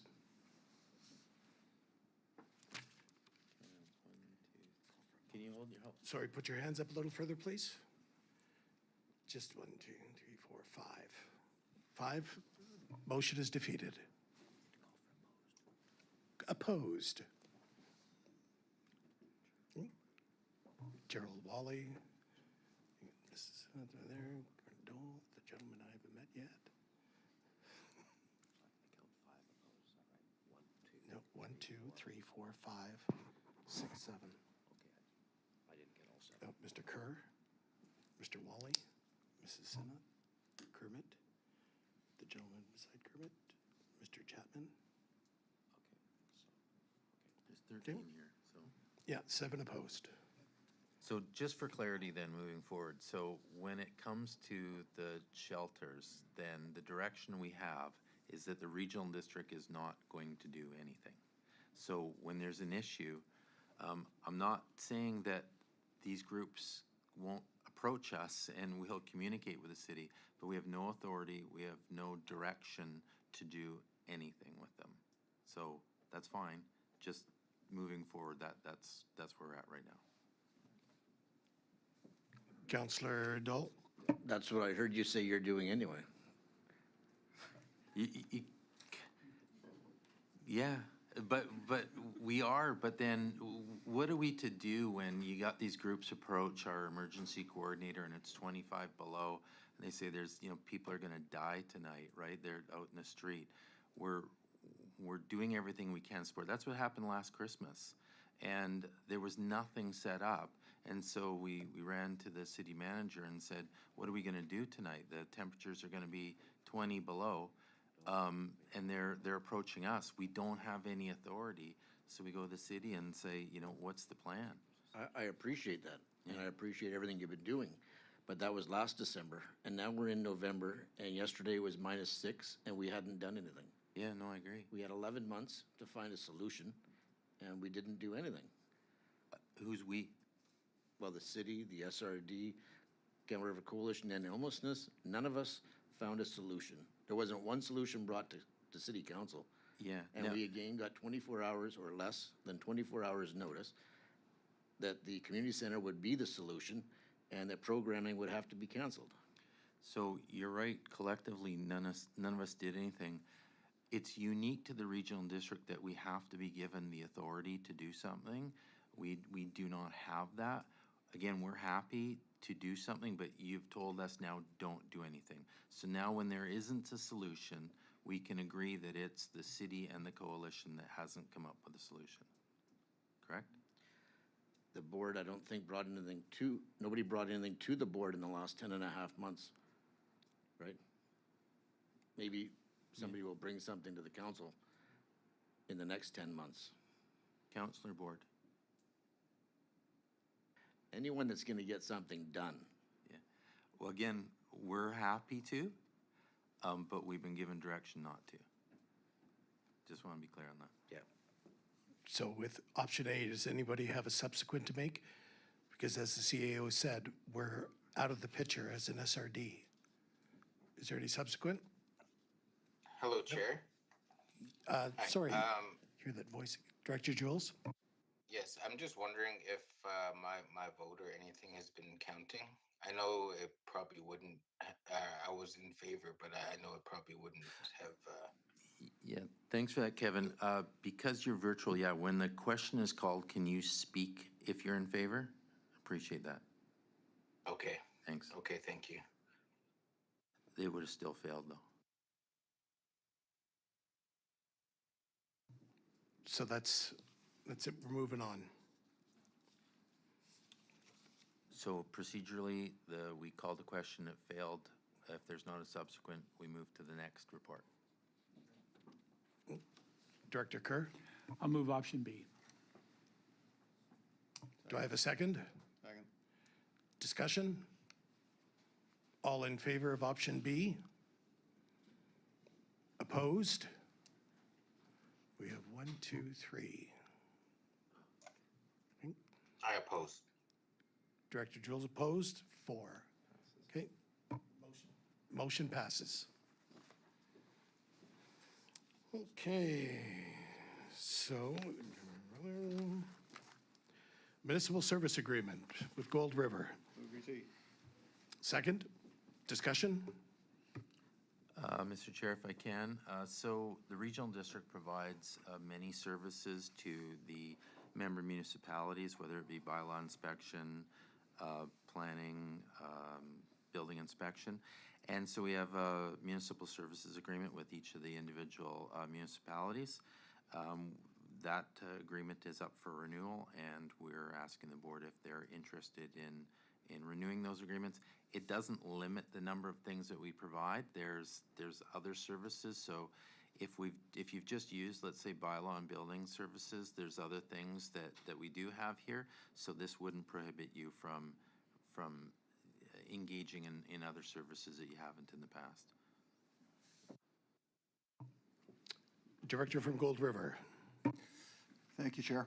I'd just like to state that this agreement with the SRD has worked out very well for the Village of Gold River. It's very suitable for our community.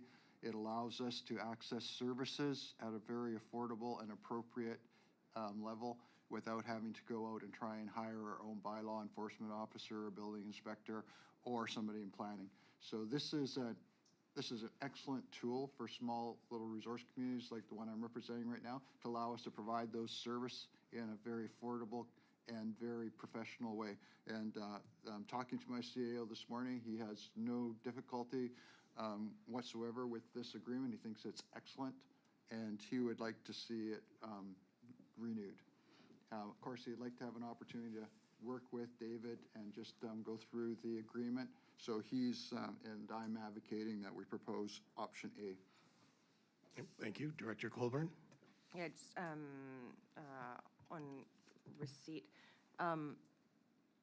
Speaking from a small community myself, these agreements are extremely valuable. So if what the staff is doing today is trying to kind of seek direction from us if these are valuable agreements, I would say they are absolutely, for the same reason as the other director mentioned. So I would support option A as a subsequent when someone makes it. Thank you. Further discussion? Okay. All in favor? On receipt? Okay. Opposed? Okay, we had a subsequent. Director Colburn? I'll move the subsequent that, oh, I lost it. A. Yes, option A. Thank you. Discussion? Any further? Okay, all in favor? Opposed? Seeing none, motion is carried. I'm sorry, Director Colburn? I'm so sorry. I just had a small question. As these become renewed, you will do this every time, or will you just take this as direction to just start renewing them and having the conversations with the other municipalities? We will bring them as they expire. Thank you. North Qual, pardon me, we're moving on to the North Quadra Assistance Response. Do I have a second? Okay, discussion? Tom, please. CO, sorry. Thank you, Mr. Chairman. So the regional district does have a contract with the South Quadra Fire Protection District to provide what's called assistance response in the north end of Quadra Island. It's a very reasonable contract from our perspective.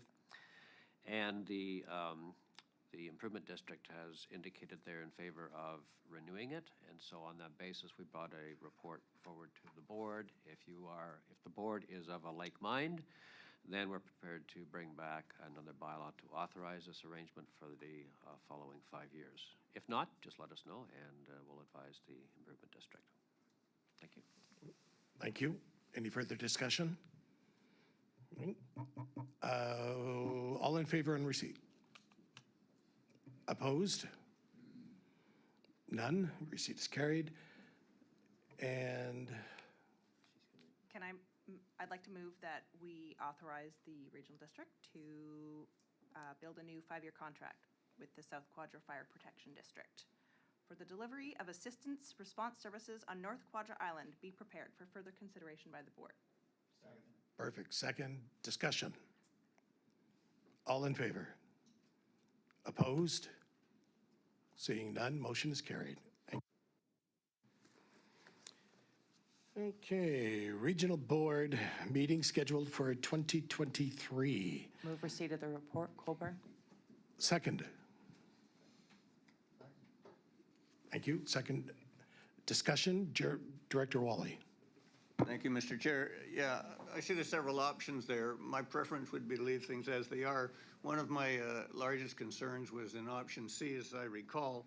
It would cut the electoral area meeting from 2 hours and a half that it currently is to an hour and a half, which might not give us enough time. And to book a second meeting the same month would be expensive for all of us to do. And my preference would be to leave it the way it is. I think it's worked very well in the past. Thank you. CAO. Thank you. Yes, you're correct, Director Wally. So just giving the board options if they will. I think over the years we've developed a calendar that, just so you know, that reflects all of your municipal meeting, solid waste, hospital, 911, et cetera, et cetera. The board has taken reduced meetings in the summer for vacation, UBCM, FCM, Christmas, that kind of stuff. So option A is a traditional calendar that we have developed throughout the years. And again, just came up with a couple options should the board want to see B and C, but A has been status quo. Director Colburn. Thank you for that, and thank you for providing the options. I think that if it's not broke, don't fix it. So I do know that our council at the Village of Isabellas has moved our council meetings around these ones, so please don't change anything. Thank you. Okay, thank you. So we're still on receipt. All in favor? Opposed? Seeing none, carried. Now into B, that the proposed schedule for 2023 meetings of the Strathcona Regional District outlined in Exhibit A. Is that option 1 you're quoting? I'd move that. You move that. Second? Discussion? All in favor? Discussion. Director Colburn. And once again, this year, thank you for the staff for juggling all of these other commitments that we have and all of our council's varying needs. Thanks. Thank you. Any further discussion? No. All in favor? Opposed? Seeing none, motion is carried. Thank you. Financial planning schedule. That the report from the Chief Administrative Officer be received. Do I have a motion, please? Thank you. Second? Colburn. Discussion. CAO. Thank you, Mr. Chair. So again, this is just a financial planning timeline that we're following from board's previous year. Unlike municipalities, we have different timelines. Our budget is different than a municipality, whereas we're isolated in the functions, and all those functions have to independently survive. So what we try to do, this is a unique year because of the election and people are new, and we don't have a very deep schedule into December, is try to outline and meet all the committee requirements of going to board, municipal services, East, Strathcona Gardens, bring base budgets with surplus projections, business cases for both staff and elected officials, so that by the end of the year we can put them into our assessments and calculate what that impact with those changes to the budget would be. And then the board would see, according to this schedule, a draft budget in late January that outlines the implications of things that have gone in there. We have then between that date and March 31st to make changes to the budget as the Local Government Act requires us by March 31st to adopt it. So it provides input from now until the end of the year and ability to see the impacts of those in late January, and then have discussions moving forward on what those impacts look like and changes to be made. If, again, it follows past year's practice, if there is additional meetings that the board wants, certainly we can accommodate those, but this is the timeline schedule that we've done in previous years. Any further discussion? Director Colburn. Sorry. I am curious about the electoral area directors, actually. I know in past years, there has been some discussion about not having the time, and then with this year, having new directors, if you are, I'd be interested in actually hearing from Director Wally what he thinks about, that learning curve and what that might look like if there are a need for extra meetings for EASC. Director Wally. Well, Director Corbett is right. There's an enormous learning curve. Staff is extremely helpful in guiding new directors through that. I don't think there'll be a problem. The way we've done it in the past has worked very well. And as long as we keep that schedule, I think we're just fine. Thank you. All in favor? Opposed? Seeing none, motion is carried. We're going to go to B, that the financial 2023 financial planning timeline attached report from the Chief Administrative Officer be approved. Do I have a motion, please? So moved. Thank you. Second, discussion. All in favor? Opposed? Motion is carried. Correspondence to move, sorry, we want to speak to that? Sorry, CEO? just until we get used to some of the procedures there, typically what happens, the board has a policy that any correspondence that is addressed to the board, we bring it forward. That can always change, of course. And so this is correspondence that has been written and addressed. Some of it has requests in it, some of it doesn't, some of it's just for information.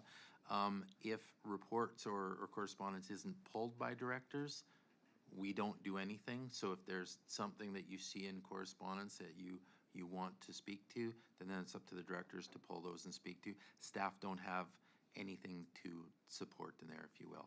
If there was something, we would have written a staff report, so. Thank you. Director Wally. So I'd move correspondence 1 to 3. Second. Second, Director Kerr. Discussion. All in favor? Opposed? Seeing none, motion is carried. I keep just turning out the, sorry, who did? Oh, Director Rice, did you have something to add to that? Yes, I did. Oh, I apologize. Sorry, I wanted to pull the vital conversation for housing security. I was invited to this morning breakfast a few weeks back, and I think it's a very important item for us to fund. I'm sorry, Director, that's not of what we're discussing right now. I think he missed his opportunity to pull it, or did No, oh, no, it's further, it's further on. Sorry. That's okay. Not a problem. Thank you. Okay, so move from correspondence from 1 through 3 be received. All done? Okay. Director's report. And that, I'm sorry? Thank you. Second, discussion. All in favor? Nope, sorry. Somebody's got their hand up? Oh, sorry, Mark. Director Vanish? Hi, everyone. First time putting a motion forward, trying to get something done, so this feels like a really exciting moment for me, and also a bit nervous, but wanted to just discuss the motion because I realize this is something that was put on the agenda only a week ago, and some of you may not have been able to have a chance to have a detailed look at it. This is an application from the Cortez Housing Society on Cortez Island to apply for the MRDT tax, which is a 3% tax on short-term rentals. This is an application to the BC government to levy a tax on short-term rentals just on Cortez Island. So this is, Airbnbs, private short-term rentals, and hotels. And that funding will raise approximately $50,000 a year, a small amount, but certainly all sources of funding are important when trying to build rental housing.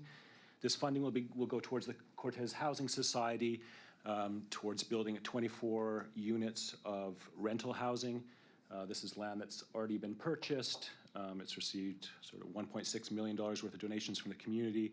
These are 24 units, 1, 2, and 3 bedroom. The waiting list for this housing development is 150 people already. There's huge demand on Cortez for affordable housing.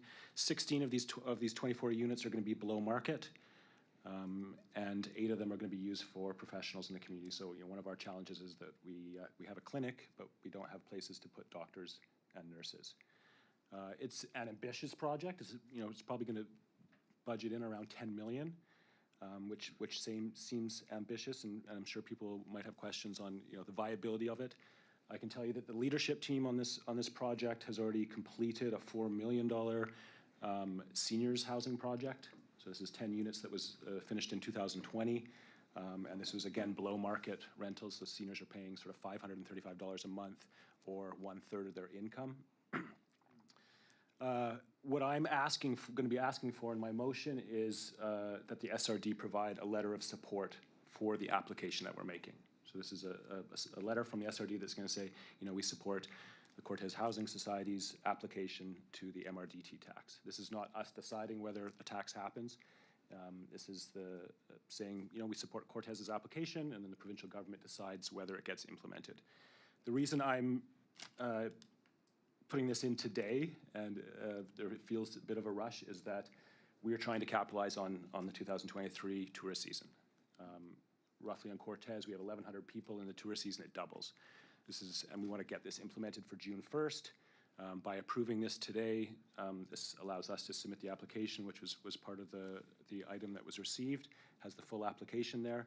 This application has been developed through many conversations with the tax provider. I feel like it's going to be a strong application, and if we submit it, we'll get it. I want to speak to a couple of challenges that maybe folks will have, not knowing me and not knowing Cortez. One is the viability of this business plan. Okay, what Cortez is going to raise $10 million to build 24 housing? That seems impossible. I spoke that we've got a team that does that. Cortez also has has relied a lot on private donations in previous developments like this, and I'm confident that that's going to make up a big part of the revenue. I have heard, my opinion is that there's zero risk to the SRD for writing this letter of support. The worst case scenario is that this application goes into to the government, and they say, nope, sorry, we're not going to implement it. Best case scenario, they're going to say, yes, we're going to raise $50,000 a year. That's going to, provide a revenue for Cortez to put towards community housing. I was delighted to see so many of you running on housing and realize that's like a top issue for a lot of folks. I may be naive, but I'd really like to see this pass today and get this letter of support. And Mr. Chair, after receipt, I have a subsequent motion to make, I guess after everyone else speaks to it, if they want to. I'm sorry? Edie? She'll pull it up when you do. No, sorry, what? Oh, okay. Director Kerr. Thank you, Chair, and thank you, Director Benish, for bringing this to us. Sounds like a great initiative, and I think you presented it really well. And I think this is an opportunity to really, show what this board can do, and not drag things on, but try and move them forward. And so I'm going to support it. I think it's a great initiative. Thank you. Director Robin? I love it. I would like to add that I believe that the Cortez Island Housing Society is doing great work. They have land, a plan, and community support. I fully support this community initiative. I think it's an inspiration and a model. And I believe that a letter of support from the board seems it fits within our Strathcona Regional District's vision statement, which is to lend support to individual community initiatives. Thank you. Any other discussion? Director Rice. Just curious if staff was able to provide more information, how long would that take? CAO? Well, our next scheduled meeting is November 23rd. 2 weeks. What further information would you be looking for, Director?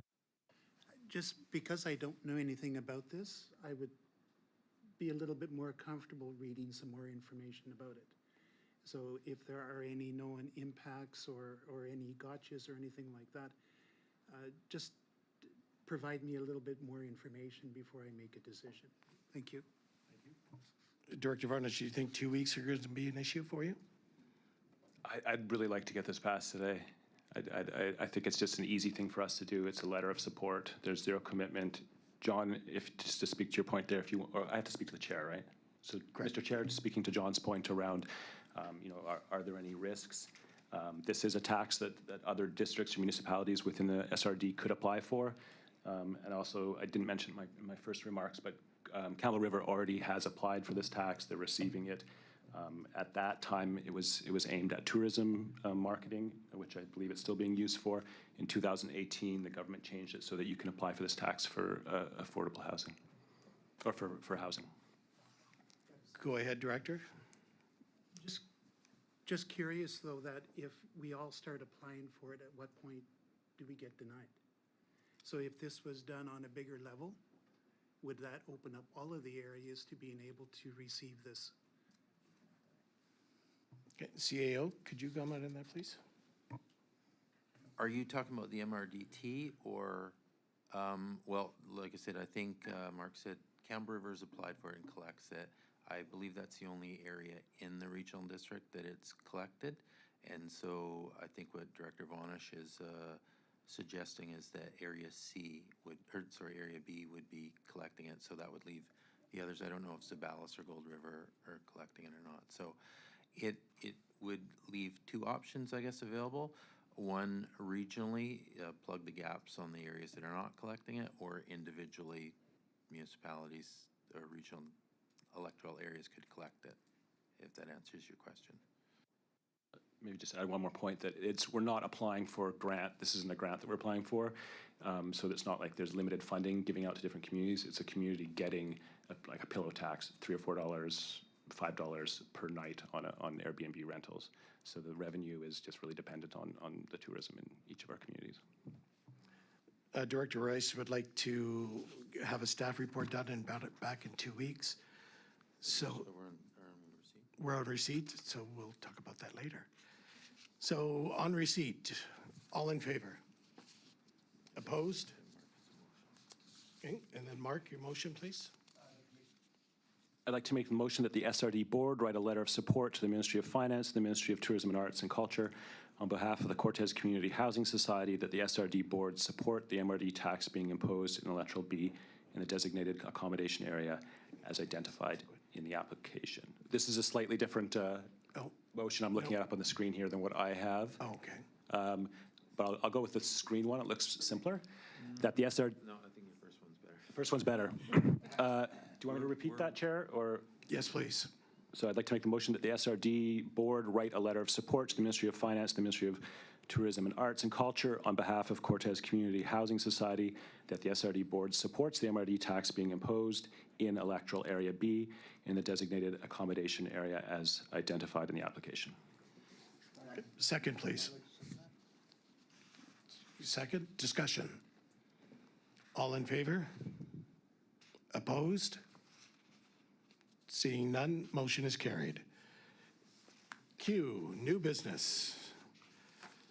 Well, most of the new and our numbered items. Nothing? So we have, if the board wishes to deal with this, they have to pass this motion first to accept, to deal with it. If that fails in this. Oh, I see. Okay, thank you. Okay, the addendum items that the addendum be considered. So do I have a motion, please? I'm sorry, Mark, you'll need to, sorry, Director Varnes, could you turn off your mic, please? Thank you. Go ahead, Director Colburn. I would move that the addendum be considered. Thank you. Second. Discussion, Director Rice. Second. Discussion. All in favor? Director Colburn. I was just wondering, is this the motion that was deferred from last meeting? All in favor? No? I was going to answer the question. You're going to ask a question? By all means, please. Answer the question, Oh, answer that question. yes, if you would like. Sure, please. Yes, this is the letter that was deferred from the board's last meeting, so it's back before you today. Thank you. All in favor? We did. Opposed? None. Carried. Okay, the vital conversation, housing security. That from October 19th, 2022, correspondence from the Campbell River Community Foundation regarding housing security be received. Second? Discussion. Director Colburn? Sorry, Director Davis? Oh, there, oh, thank you. Director Colburn's first, and then Director Davis. Thank you, Chair. The last meeting of the board, to my recollection, this was deferred to, because there's an ask in it, essentially, bottom line. There's a $4,000 that this organization has covered for their event, and they're looking for another $9,000. I would have questions about how far this has come since then, if anybody has reached out to that organization, and what they have received to date now, because it was deferred for 2 weeks. So I'm just wondering if staff had had any conversations with them. I have a point of order. I'm in a potential conflict if we start discussing money, but I can discuss receipt at this point. So if we can stick to the receipt issue at this point, before I have to declare my conflict, if we're going into the monetary issues. We already completed the receipt. And I don't think we. Oh, we're still on receipt. I lied. Sorry. Thank you. I was attending very closely to see where my line was. Ask a So- different question then. Okay, yeah, because the answer is money, so. Has this, I just wanted to ask. So the issue oh. is receipt as opposed to whether we're going to get into discussions of the merits of what's asked. So that's my concern. If we're going to go into merits of what's asked, we're not on the actual motion. So my point of order is that. Okay, thank you. I'll ask a different question then, if that's allowed. Please. Has staff had any conversations with this organization since this item was deferred? Yes. Okay, I'd like to call the question so I can get this over with. let's call the question. Second. Pardon me? We have a second. We had discussion. The discussion's over now. Yes. Okay. Do we have a motion, please? We had the motion.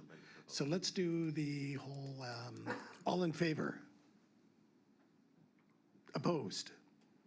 Seeing none, motion is carried. Maybe a subsequent. Is there a subsequent? Director Colburn, your hand is reaching. Is there a subsequent? No? Director Davis? Yeah, I'll make a subsequent. I noticed historically, as in last year, we did make a donation of $3,000, so I was going to move that we do that again. Okay, now I get to declare my conflict of interest as a director of the Campbell River Community Foundation. Thank you.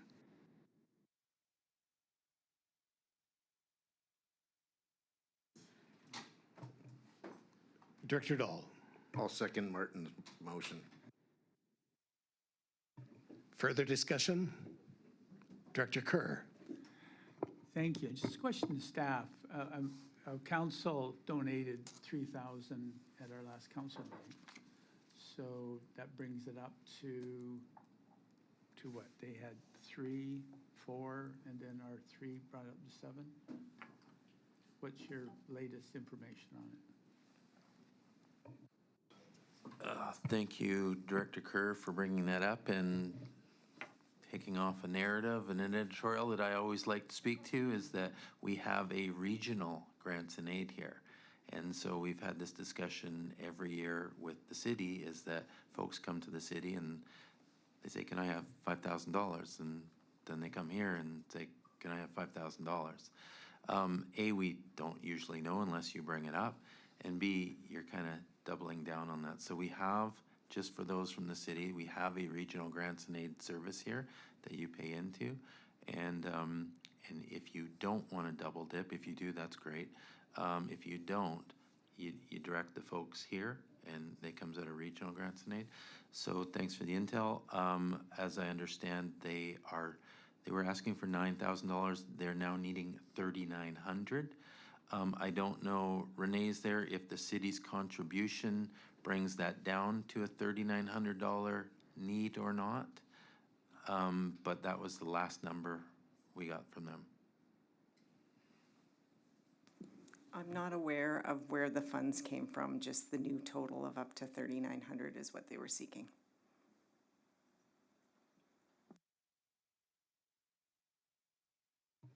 Does that clear? If it's the board's wish, I think, oh, I was just going to suggest that possibly Martin's motion could be changed to being up to 3,000. yeah. It's 3,900 to make up the difference, so correct? If I can interject, I think both you have a good idea. I think if the motion is up to 3,900, I think the number is likely less than that. Then we can fact check with the city and this group of what is left, and the remainder will likely be less than 3,900. I think that's a good idea. If that's a friendly for Director Davis, that the motion read Sure. up to 3,900. I accept that. Okay. If the seconder does. So just for the board's direction, we'll check that with the city and see what they need, and whatever the remainder is, then we'll give them that. Okay, thank you. Do we have any further discussion on that? No? Oh, sorry. I just, Director maybe Varnish? some information generally. So we have a grant and aid fund for Cortez Island, and then you're saying that there's a regional grant and aid fund that can be used for projects anywhere in the region. So just wanting clarification on that, and then like what is the budget for that, and like what application process and things like that. So if the board will indulge me, again, for years, what groups will do, they'll come to every local government out there and ask for money. And they don't know how we work. And so what has happened frequently with the city, because they're the largest contributor, is they'd give a group money, then the group would come here and we'd give them money, and I would say, you're paying twice and getting credit for once. So let's create a regional grant and aid service. And my humble suggestion, when they come to the city, say, come to the regional district, and we contribute as a region. So it is a general government function that the city will pay 70% of, and 30% will come from everyone else. And this fund, for example, if it was $3,000, then the city will pay 70%. You'll pay 8%. I think it's 13. Anyways, you'll pay a percentage left. So the request will come from this board out of the regional grants and aid. When you have an individual grant and aid from your area, it will come to electoral area services. Thank you. Any further discussion? Director Wally. Yeah, just for the new directors, the regional grant and aid, the way I understand it, is supposed to be of benefit to all the areas in the region, not just one specific area. So if it's a specific one, it goes to that specific government. If it's a general one, everybody benefits from it, should come to the region. Correct. Any other further discussion? No? All in favor? Opposed? Seeing none, carried.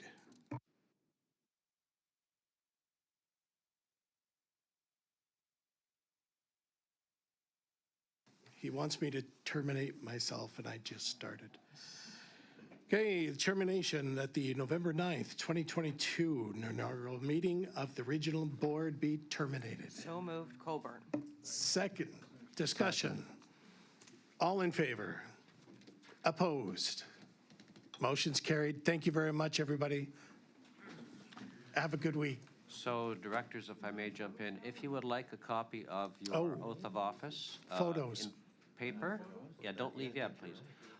Please check with Edie, otherwise you'll be sent an electronic copy by email. Yeah. And yes, do please stick around, we do have photos coming up, thank you very Yeah, much. please go comb your hair or do whatever, but we have, no offense, Dr. Chapman, I wasn't really